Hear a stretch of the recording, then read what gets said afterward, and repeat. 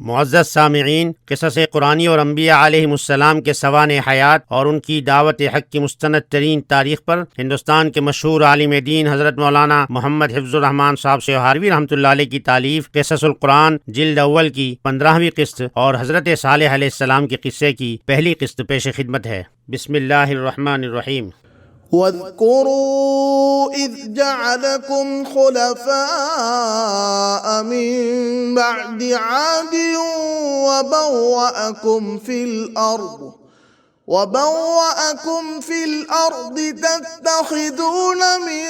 سهولها قصورا وتنحتون الجبال بيوتا۔ حضرت صالح علیہ السلام۔ حضرت صالح علیہ السلام کا ذکر قرآن عزیز میں حضرت صالح اور سمود کا نسب نامہ، سمود کی آبادیاں، اہل سمود کا دین، قرآن عزیز میں قصص کا مطلب، معجزے کی حقیقت، ناقہ یعنی اونٹنی کا واقعہ۔ ناقہ سمود کے لیے خدا کا ایک نشان تھی۔ سمود کے ہاتھوں ناقہ یعنی اونٹنی کی ہلاکت، واقعے سے متعلق چند عبرتیں۔ حضرت صالح علیہ السلام کا ذکر قرآن عزیز میں۔ قرآن عزیز میں حضرت صالح علیہ السلام کا نام 8 جگہ آیا ہے۔ حسب ذیل اعداد اس کی تصدیق کرتے ہیں۔ سورہ اعراف آیت نمبر 73، 75، 77، سورہ ہود آیت نمبر 61، 62، 66 اور 89، سورہ شعراء آیت نمبر 142۔ حضرت صالح علیہ السلام جس قوم میں پیدا ہوئے اس کو سمود کہتے ہیں، اور سمود کا ذکر 9 صورتوں میں کیا گیا ہے۔ درج ذیل نقشہ اس کو واضح کرتا ہے۔ سورہ اعراف، ہود، حجر، نمل، فصلت، سورۃ النجم، سورۃ القمر، سورۃ الحاقہ اور سورۃ الشمس۔ حضرت صالح علیہ السلام اور سمود کا نسب نامہ۔ علماء انساب قوم سمود کے پیغمبر حضرت صالح علیہ السلام کے نسب نامے میں مختلف نظر آتے ہیں۔ مشہور حافظ حدیث امام بغوی رحمۃ اللہ علیہ نے آپ کا نسب اس طرح بیان کیا ہے: صالح بن عبید بن آصف بن ماشہ بن عبید بن حادر بن سمود۔ اور وہب بن منبہ مشہور تابعی اس طرح نقل کرتے ہیں: صالح بن عبید بن جابر بن سمود۔ تفسیر ابن کثیر، سورہ اعراف۔ اگرچہ بغوی رحمۃ اللہ علیہ زمانے کے اعتبار سے وہب سے بہت بعد میں ہیں اور وہب تورات کے بہت بڑے عالم بھی ہیں، تاہم حضرت صالح علیہ السلام سے سمود تک نسب کی جو کڑیاں بغوی نے جوڑی ہیں، علماء انساب کے نزدیک وہی تاریخی حیثیت سے راجح اور قرین صواب ہیں۔ اس نسب نامے سے یہ واضح ہو جاتا ہے کہ اس قوم کو، جس کے ایک فرد حضرت صالح علیہ السلام بھی ہیں، سمود اس لیے کہا جاتا ہے کہ ان کے نسب نامے کا جد اعلیٰ سمود ہے اور اسی کی جانب یہ قبیلہ یا قوم منسوب ہے۔ سمود سے حضرت نوح علیہ السلام تک بھی 2 قول ہیں۔ اول سمود بن عامر بن ارم بن سام، دوم بن سمود بن عاد بن اوس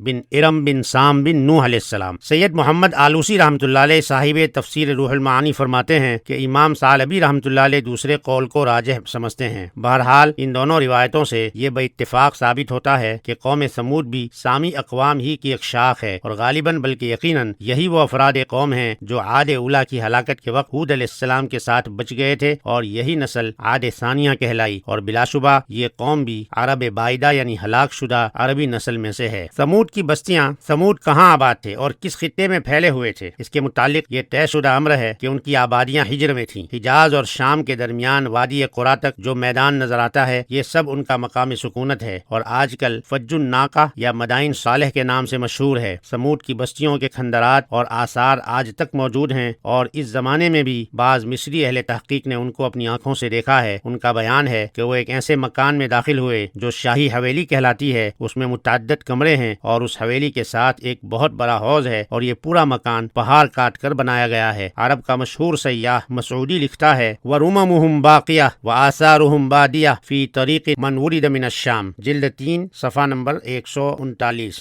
یعنی جو شخص شام سے حجاز کو آتا ہے اس کی راہ میں ان کے مٹے نشان اور بوسیدہ کھندرات پڑتے ہیں۔ ہجر کا یہ مقام جو ہجر سمود کہلاتا ہے، شہر مدین سے جنوب مشرق میں اس طرح واقع ہے کہ خلیج عقبہ اس کے سامنے پڑتی ہے، اور جس طرح عاد کو عاد ارم کہا جاتا ہے، حتیٰ کہ قرآن عزیز نے تو ارم کو ان کی مستقل صفت ہی بنا دیا، اسی طرح ان کی ہلاکت کے بعد ان کو سمود ارم یا عاد ثانیہ کہا جاتا ہے۔ مشرق خصوصاً عرب کے بارے میں یورپ کے مستشرقین جس طرح اپنی حذاقت و مہارت تاریخ کا ثبوت دیا کرتے ہیں اور تحقیق کے نام سے غلط دعاوی کرنے کے عادی ہیں، اسی طرح انہوں نے سمود کو بھی اپنی تحقیق کا تختہ مشق بنایا ہے۔ وہ سوال کرتے ہیں کہ سمود کی اصل کیا ہے اور ان کا وجود کب ہوا اور کس زمانے میں۔ اس سوال کے جواب میں ان کے 2 گروہ ہیں۔ ایک فریق کہتا ہے کہ یہود کا ایک گروہ تھا جو فلسطین میں داخل نہیں ہوا تھا اور یہیں بس گیا تھا، مگر یہ قول نہ صرف پائے تحقیق سے گرا ہوا ہے بلکہ قطعاً غلط اور مہمل ہے، اس لیے کہ تمام مورخین باتفاق آراء یہ تسلیم کرتے ہیں کہ ابھی وہ زمانہ قریب بھی نہ آیا تھا کہ حضرت موسیٰ بنی اسرائیل کو مصر سے لے کر نکلتے ہیں کہ سمود کی آبادیاں ہلاک و تباہ ہو چکی تھیں اور ان کا قلاقمہ ہو چکا تھا۔ نیز قرآن عزیز تصریح کرتا ہے کہ جب حضرت موسیٰ علیہ السلام کو قوم فرعون نے جھٹلایا تو آل فرعون ہی میں سے ایک مرد مومن نے یہ کہہ کر اپنی قوم کو ڈرایا کہ تمہاری اس تکذیب کا نتیجہ کہیں وہی نہ ہو جو تم سے پہلے قوم نوح، قوم عاد اور سمود اور ان کے بعد کی قوموں کا اپنے پیغمبروں کی تکذیب کی وجہ سے ہوا تھا۔ مستشرقین کی دوسری جماعت کہتی ہے کہ یہ عمالقہ میں سے تھے اور فرات کے مغربی ساحل سے اٹھ کر یہاں آباد ہو گئے تھے۔ ان میں سے بعض کا یہ خیال ہے کہ یہ ان عمالقہ میں سے تھے جن کو مصر کے بادشاہ احمس نے خارج البلد یعنی تری پار کر دیا تھا، اور چونکہ مصر کے زمانے میں فن سنگ تراشی میں انہوں نے کمال حاصل کر لیا تھا، اس لیے ہجر جا کر پہاڑوں اور پتھروں کو تراش کر بے نظیر عمارات تعمیر کی اور عام رائج طریقے پر بھی عالی شان محل بنائے۔ مگر ہم عاد کے واقعے میں ثابت کر آئے ہیں کہ عاد و سمود سامی اقوام میں سے ہیں، اور یہ کہ اہل عرب ان کو محض یہود کی غلط تقلید میں عمالقہ میں سے کہہ دیتے ہیں، حالانکہ عملیق بن عاد کا اس نسل سے کوئی رشتہ نہیں ملتا، اس لیے یہ قول بھی صحیح نہیں ہے۔ ان تمام آراء کے خلاف محققین کی رائے یہ ہے کہ یہ عاد کا بقایا ہیں اور یہی صحیح اور راجح قول ہے، اور اہل حضرموت کا یہ دعویٰ کہ سمود کی آبادیاں اور محلات عاد کی صناعی کا نتیجہ ہیں اور اس قول کا مخالف نہیں ہے کہ سمود فن تعمیر میں ید طولا رکھتے تھے اور یہ عمارات ان کی اپنی تعمیر ہیں، اس لیے کہ عاد اولا اور عاد ثانیہ بہرحال عاد ہیں۔ حضرت صالح علیہ السلام کا اپنی قوم سے خطاب بھی اسی کا مؤید ہے۔ واذكروا إذ جعلكم خلفاء من بعد عاد وبوأكم في الأرض تتخذون من سهولها قصورا وتنحتون الجبال بيوتا۔ اور تم اس وقت کو یاد کرو کہ تم کو خدا نے عاد کے بعد ان کا قائم مقام بنایا اور تم کو زمین پر جگہ دی کہ تم اس کی سطح اور نرم حصوں پر محلات بناتے ہو اور سنگ تراشی کر کے پہاڑوں میں مکان تراشتے ہو۔ رہا سمود کے زمانے کا مسئلہ، سو اس کے متعلق کوئی فیصلہ کن منضبط وقت نہیں بتایا جا سکتا، اس لیے کہ تاریخ اس بارے میں غیر مطمئن ہے۔ البتہ یہ یقینی طور پر کہا جا سکتا ہے کہ ان کا زمانہ حضرت ابراہیم علیہ السلام سے پہلے کا زمانہ ہے اور وہ اس جلیل القدر پیغمبر کی بعثت سے بہت پہلے ہلاک ہو چکے تھے۔ یہ بات بھی قابل لحاظ ہے کہ سمود کی آبادیوں کے قریب بعض ایسی قبریں پائی جاتی ہیں کہ جن پر آرامی زبان کے کتبے لگے ہوئے ہیں، اور ان کتبوں پر جو تاریخ کندہ ہے وہ حضرت عیسیٰ علیہ السلام کی ولادت سے پہلے کی ہے، تو اس سے یہ مغالطہ ہوتا ہے کہ یہ قوم حضرت موسیٰ علیہ السلام کے بعد وجود میں آئی ہے، حالانکہ ایسا نہیں ہے۔ یہ دراصل ان لوگوں کی قبریں ہیں جو اس قوم کی ہلاکت کے ہزاروں برس کے بعد اتفاقاً یہاں آ کر بس گئے ہیں، اور انہوں نے اپنے بزرگوں کے آثار کی قدامت ظاہر کرنے کے لیے آرامی خط میں جو کہ خط قدیم ہے اپنے کتبے لکھ کر لگا دیے تاکہ یادگار رہیں، ورنہ وہ قبریں نہ سمود کی ہیں اور نہ ان کا یہ زمانہ ہے۔ مصر کا مشہور عیسائی مورخ جورجی زیدان اپنی کتاب العرب قبل الاسلام میں اسی کے قریب لکھتا ہے، کہتا ہے آثار و کتبات کے پڑھنے سے جو کچھ ظاہر ہوتا ہے وہ یہ ہے کہ صالح علیہ السلام کی قوم کی بستیاں ولادت مسیح سے کچھ پہلے نبطیوں کے اقتدار میں آ گئی تھیں۔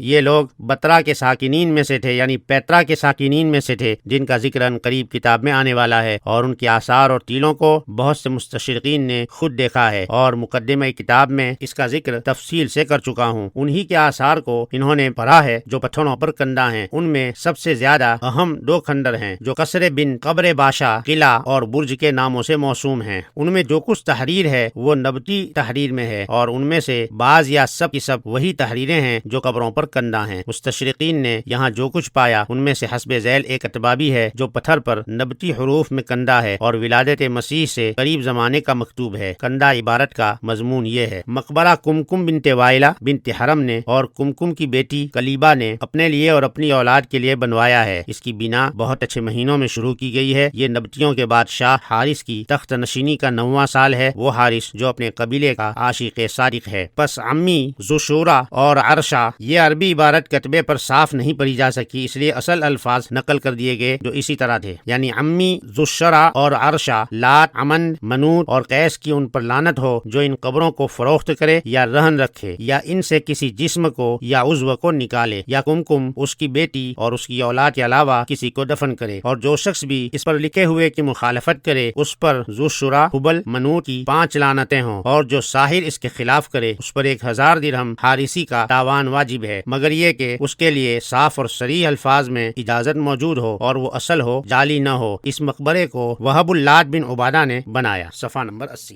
اہل سمود کا مذہب۔ سمود اپنے بت پرست پیشرووں کی طرح بت پرست تھے۔ خدا واحد کے علاوہ بہت سے معبودان باطل کے پرستار اور شرک میں مبتلا تھے، اس لیے ان کی اصلاح اور احقاق حق کے لیے انہی کے قبیلے میں سے حضرت صالح علیہ السلام کو ناصح پیغمبر اور رسول بنا کر بھیجا گیا، تاکہ وہ ان کو راہ راست پر لائیں، ان کو خدا کی نعمتیں یاد دلائیں جن سے صبح و شام وہ محظوظ ہوتے رہتے ہیں، اور ان پر واضح کریں کہ کائنات کی ہر شے خدا کی توحید اور یکتائی پر شاہد ہے، اور یقینی دلائل اور مسکت براہیم کے ساتھ ان کی گمراہی کو ظاہر کریں اور بتائیں کہ پرستش و عبادت کے لائق ذات واحد کے علاوہ دوسرا کوئی نہیں۔ قرآن عزیز میں قصص کا مطلب۔ قرآن عزیز کی یہ سنت ہے کہ وہ انسانوں کی ہدایت کے لیے گزشتہ اقوام اور ان کے ہادیوں کے واقعات و حالات بیان کر کے نصیحت و موعظت کا سامان مہیا کرتا ہے۔ اس کا موضوع حکایات و قصص بیان کرنا نہیں ہے، بلکہ یہ بتانا مقصود ہے کہ خدا تعالیٰ نے جب انسان کو عقل کی روشنی عطا فرمائی ہے تو اس کی ہدایت و نجات اخروی کا کیا سامان مہیا کیا ہے، تاکہ وہ ان اسباب کی مدد سے اپنی عقل سے کام لے اور خدا کی مرضیات و نامرضیات کو پہچانے۔ اس نے بتایا کہ خدا تعالیٰ کی یہ سنت جاریہ ہے کہ وہ انسانوں کی ہدایت کے لیے انہی میں سے پیغمبر اور رسول بھیجتا ہے، وہ ان کو حق کی راہ بتاتے اور ہر قسم کی گمراہی سے بچنے کی تلقین کرتے ہیں، اور تائید میں اقوام و امم کے واقعات بیان کرتا اور تاریخ ماضی کو دہراتا ہے، تاکہ یہ معلوم ہو سکے کہ جن اقوام نے اپنے رسول کی ہدایات کو تسلیم کیا انہوں نے دنیا اور آخرت کی فلاح پائی، اور جن امتوں نے ان کی تلقین کا انکار کیا، ان کا مذاق اڑایا اور ان کو جھٹلایا، تو خدا تعالیٰ نے اپنے سچے رسول کی تصدیق کے لیے کبھی بطور خود اور کبھی قوم کے مطالبے پر ایسی نشانیاں نازل فرمائیں جو نبیوں اور رسولوں کی تصدیق کا باعث بنی اور معجزہ کہلائیں۔ لیکن اگر قوم نے اس نشانی یعنی معجزے کے بعد بھی تکذیب کو نہ چھوڑا اور بغض و عناد سے وہ انکار پر اڑے رہے، تو پھر عذاب الہی نے آ کر ان کو تباہ و ہلاک کر دیا اور ان کے واقعات کو آنے والی اقوام کے لیے عبرت و موعظت کا سامان بنا دیا۔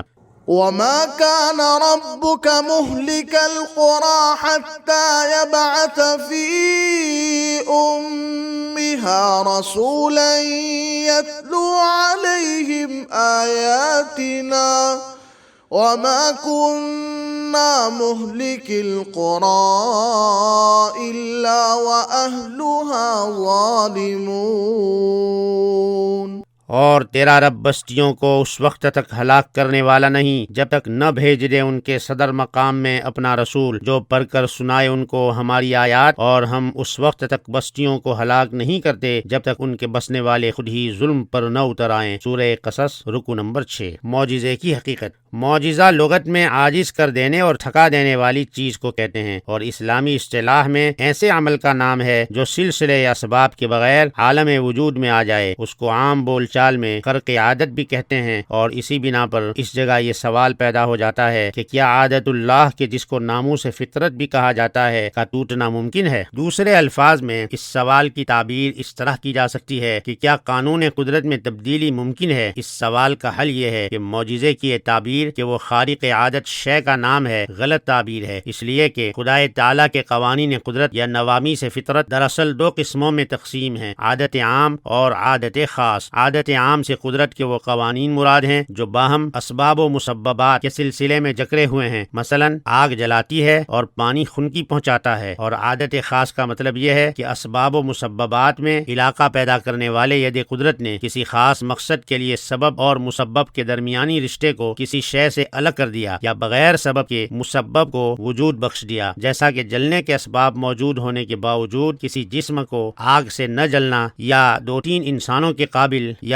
انسانوں کے قابل خوراک سے 100-200 انسانوں کا شکم سیر ہو جانا اور اپنی اصل مقدار کی حد تک پھر بھی باقی بچ جانا۔ یہ دونوں باتیں چونکہ عام نگاہوں میں قانون قدرت کے خلاف ہیں، اس لیے جب یہ اور اس طرح کی کوئی شے رونما ہوتی یا اس کے وجود پذیر ہو جانے کی اطلاع دی جاتی ہے تو یہ کہا جاتا ہے کہ قدرت کے قانون یا عادت اللہ کے خلاف ہے، حالانکہ ایسا نہیں ہے، بلکہ وہ قوانین فطرت کی پہلی قسم یعنی عام عادت کے خلاف تو ہوتا ہے مگر عادت خاص کے خلاف نہیں ہوتا، اور وہ بھی قانون قدرت ہی کی ایک کڑی ہوتی ہے جو عام حالات سے الگ کسی خاص مقصد کے پورا کرنے کے لیے ظاہر کی جاتی ہے، اور اس جگہ وہ مقصد یہ ہوتا ہے کہ اس طرح خدا تعالیٰ اپنے سچے رسول اور پیغمبر کی صداقت و حقانیت کی تصدیق کرتا اور جھٹلانے والوں کو یہ باور کراتا ہے کہ اگر یہ مدعی رسالت اپنے دعوے میں صادق نہ ہوتا تو خدا کی تائید کبھی اس کے ساتھ نہ ہوتی۔ پس عام قانون قدرت سے جدا رسول و پیغمبر کا یہ عمل ظاہر کرتا ہے کہ در حقیقت یہ اس کا اپنا فعل نہیں ہے بلکہ خدا کا فعل ہے جو عادت خاص کی صورت میں نبی کے ہاتھوں ظہور پذیر ہوا تاکہ اس کی صداقت کی دلیل بن سکے۔ اور اس میں شک نہیں کہ اگر کسی نبی اور پیغمبر کو معجزہ نہ بھی دیا جاتا تب بھی پیغمبر کی پیغمبرانہ زندگی، کتاب ہدایت کی موجودگی اور عقلی دلائل و براہین کی روشنی میں اس کی صداقت پر ایمان لانا از بس ضروری ہوتا اور اس کا انکار مذہب کی اصطلاح میں کفر و جمود مانا جاتا۔ تاہم یہ بھی ایک حقیقت تامہ ہے کہ آفتاب صبح سے زیادہ روشن عقلی اور نقلی دلائل کے باوجود عوام کی فطرت سر و بیشتر حق و صداقت کے قبول کے لیے بھی دلائل سے زیادہ ایسے امور سے جلد متاثر ہوتی ہے جو عقل کو حیران اور دماغ کو مرعوب کر کے ان پر یہ ظاہر کر دے کہ دعوی نبوت کے ساتھ نبی کا یہ عمل بلا شبہ خدا کی دی ہوئی ایسی طاقت رکھتا ہے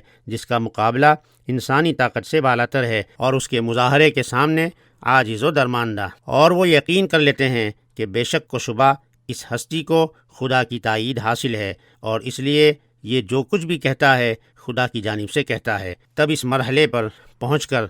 عقلیین کا یہ کہنا کہ معجزہ دلیل نبوت نہیں ہے سر تاثر باطل اور حق تعالیٰ کی صداقت کو جھٹلانا ہے جو کسی طرح بھی ایمان کی علامت نہیں ہو سکتی۔ خلاصہ یہ ہے کہ جب تک نبی اور رسول معجزہ نہ دکھلائے نبی کی صداقت اس پر موقوف نہیں ہے، لیکن اگر منکرین کے مطالبے پر یا از خود پیغمبر خدا معجزے کا مظاہرہ کرے تو یقیناً معجزہ دلیل نبوت ٹھہرے گا اور اس کا انکار صداقت و حقانیت کا انکار اور کفر و جمود کہلائے گا۔ پس ہر خاص و عام کے لیے یہ اعتقاد ضروری ہے کہ انبیاء اور رسول سے جو معجزات ثبوت اور دلالت کے اعتبار سے قطعی اور یقینی ثابت ہو چکے ہیں ان پر ایمان لائے اور ان کے وجود اور ان کی حقیقت کا اعتراف کرے، اس لیے کہ ان میں سے کسی ایک کا بھی انکار در حقیقت اسلام سے انکار ہے۔ البتہ یہ حقیقت کبھی فراموش نہ ہونی چاہیے کہ کسی شخص سے صرف اس قسم کے خارق عادت عمل صادر ہونے کا نام معجزہ نہیں ہے، اور محض اس عمل کے بروئے کار لانے سے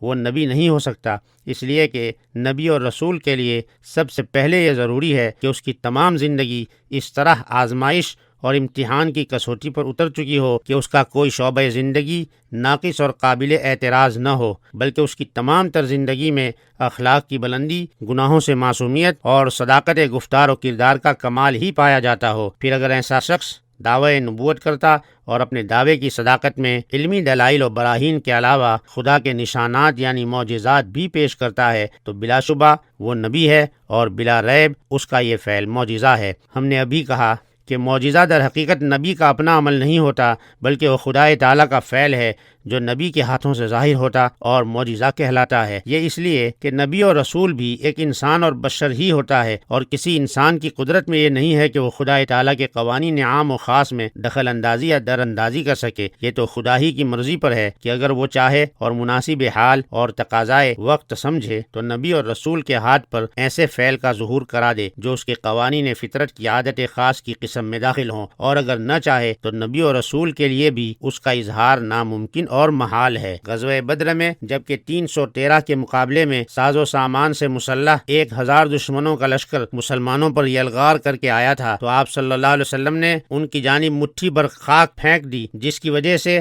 ہر لشکری کی آنکھ میں خاک کے ریزے پہنچے اور بے چین ہو کر آنکھیں ملنے لگے، اور اس طرح مسلمانوں کو حملہ کر کے فتح حاصل ہو گئی۔ اس واقعے کا مختصر اور معجزانہ انداز میں قرآن عزیز نے جس طرح تذکرہ کیا ہے وہ ہمارے اس دعوے کی قوی اور یقینی دلیل ہے۔ وما رميت إذ رميت ولكن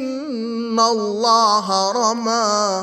اور تم نے اے محمد وہ مٹھی بھر خاک نہیں پھینکی تھی جو تم نے اپنے ہاتھ سے پھینکی، لیکن وہ تو حقیقت میں اللہ تعالیٰ نے پھینکی تھی۔ سورہ انفال۔ غور فرمائیے کہ اس مقام پر نبی کے اس عمل کا جو ان کے ہاتھوں انجام پایا تھا کس عجیب و غریب انداز سے معجزہ ہونا ثابت کیا گیا ہے۔ کہا جاتا ہے کہ اے پیغمبر مٹھی بھر خاک بے شک تمہارے ہاتھ سے پھینکی گئی اس لیے کہ تمہارے ہاتھ میں تھی، لیکن مٹھی بھر خاک کا یہ اثر کہ دشمن کے محاذ کی دوری اور دشمن کے اتنی بڑی تعداد میں ہونے کے باوجود ان سب کی آنکھوں میں جھونک دی گئی تمہارے ہاتھ سے ناممکن تھا۔ یہ در حقیقت خدا کا فعل تھا کہ اس کے ید قدرت نے ان تمام دشواریوں کو یک لخت ختم کر کے اس مٹھی پر خاک کو اس حالت تک پہنچا دیا کہ دشمنوں کا پورا لشکر ہزیمت کھا کر فرار کر گیا۔ یہی وہ حقیقت ہے جس کو آپ کے سامنے اس طرح واضح کیا گیا کہ معجزہ نبی کا اپنا فعل نہیں ہوتا، بلکہ وہ براہ راست خدا کا فعل ہوتا ہے جو نبی کے ہاتھوں سے اس کی تائید میں کیا جاتا ہے۔ وما كان لرسول أن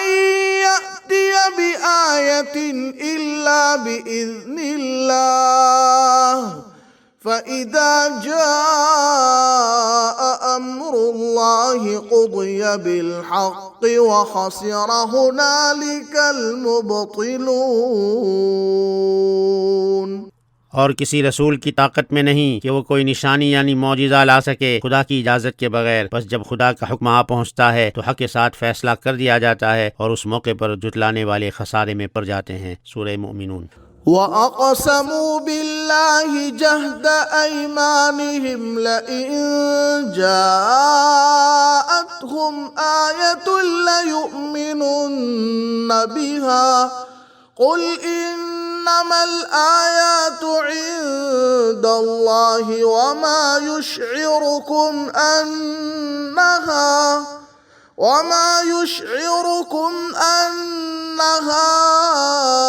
إِذَا جَاءَتْ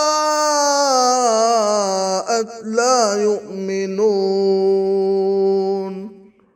اور وہ اللہ کی سخت قسمیں کھاتے ہیں کہ اگر ان کے پاس کوئی نشانی آ جائے تو اس پر ضرور ایمان لے آئیں گے۔ اے محمد صلی اللہ علیہ وسلم، آپ کہہ دیجئے کہ نشانیاں تو اللہ ہی کے قبضے میں ہیں، اور اے مسلمانوں تم کو خبر نہیں کہ ان کے پاس اگر یہ نشانیاں آ بھی جائیں تو یہ ایمان لانے والے نہیں ہیں۔ سورہ انعام رکوع نمبر 13۔ معجزے سے متعلق ہماری یہ بحث اسی شخص کے لیے باعث تسکین ہے جو مذہب کے اس بنیادی عقیدے کا قائل ہو کہ تمام اشیاء کے خواص ان کے اپنے ذاتی خواص نہیں ہیں بلکہ کسی پیدا کرنے والے نے ان کو عطیہ کیے ہیں۔ بس جو شخص اس عقیدے کا حامی ہے وہ بآسانی سمجھ سکتا ہے کہ آگ میں جلانے کی خاصیت پیدا کرنے والے نے عام قانون قدرت اس لیے یہی رکھا ہے کہ جو شے اس سے چھو جائے وہ جل جائے، لیکن یہ عقلاً ناممکن نہیں ہے کہ وہ کسی اہم مقصد کی تکمیل کے لیے آگ کی اس خاصیت کو کسی خاص حالت میں سلب کر لے اور وہ اس کے قانون قدرت کی خاص حالت یا خاص عادت شمار ہو۔ لیکن جو شخص اس بنیاد ہی کو تسلیم نہیں کرتا اور ہر شے کے خواص کو اس طرح اس کے ذاتی خواص مانتا ہے کہ کسی حالت اور کسی وقت میں بھی اس خاصیت کا اس شے سے جدا ہونا ممکن نہیں ہے، تو اس شخص سے اول یہ طے کرنا چاہیے کہ کیا عقل یہ باور کر سکتی ہے کہ جو شے خود اپنے وجود میں دوسرے کی محتاج ہو اس کا کوئی خاصہ بھی ذاتی اور غیر منفک ہو سکتا ہے۔ گزشتہ سال لندن اور امریکہ میں خدا بخش کشمیری نے دہکتی ہوئی آگ پر چلنے کا اس طرح مظاہرہ کیا کہ خود بھی چلا اور دوسرے اشخاص کو بھی اپنے ساتھ آگ پر سے گزارا، اور اس کے بعد تمام سائنسدانوں نے اس کے جسم کا طرح طرح سے تجربہ کر کے یہ معلوم کرنا چاہا کہ شاید وہ فائر پروف ہو، مگر ناکام رہے اور ان کو اقرار کرنا پڑا کہ اس کا جسم اور آگ میں گزرنے والے دوسرے اشخاص کا جسم عام انسانوں کے جسم سے زیادہ کوئی خاص کیفیت نہیں رکھتا، اور انتہائی حیرت و استعجاب کے ساتھ اس کا اعتراف کیا کہ وہ اس حقیقت کے سمجھنے سے عاجز ہیں کہ ایسا کیوں ہوتا ہے کہ آگ موجود ہے اور نہیں جلاتی، تو اس کا اس کے پاس کیا جواب ہے؟ یہ واقعہ 1936 کا ہے۔ بس علم کی فراوانی کے باوجود جبکہ ہمارے عجز کا یہ عالم ہے تو ہم کو کیا زیبا ہے کہ علم یقین یعنی وحی کی بیان کردہ حقیقت معجزے کا اس لیے انکار کر دیں کہ ہماری عقل عام حالات میں سبب کے بغیر کسی مسبب کو دیکھنے کی عادی نہیں ہے۔ بہرحال ایسے شخص کو خدا اور اس کی صفات خصوصاً صفت قدرت پر پہلے بحث کرنی چاہیے، اس کے بعد اس مسئلے کی نوبت آ سکتی ہے، مگر اس کا اصل مقام یہ نہیں ہے بلکہ علم کلام ہے۔ اگر آپ نے ابھی تک چینل کو سبسکرائب نہیں کیا ہے تو سبسکرائب کر لیں، بیل آئیکن پریس کر لیں تاکہ جو ہی کتاب کی اگلی قسط اپلوڈ ہو نوٹیفیکیشن کے ذریعے آپ کو فوراً اطلاع پہنچ سکے۔ ہماری ایک کاوش لائق قسط عائش لگے تو لائک، کوئی تجویز ہو تو کمنٹ، اور مفید لگے تو اسے اپنے متعلقین میں شیئر بھی ضرور کر لیا کریں۔ کتاب کے اگلے حصے میں حضرت صالح علیہ السلام کے بقیہ حالات کے ساتھ انشاءاللہ پھر ملیں گے، تب تک کے لیے اجازت دیجیے۔ والسلام علیکم ورحمۃ اللہ وبرکاتہ۔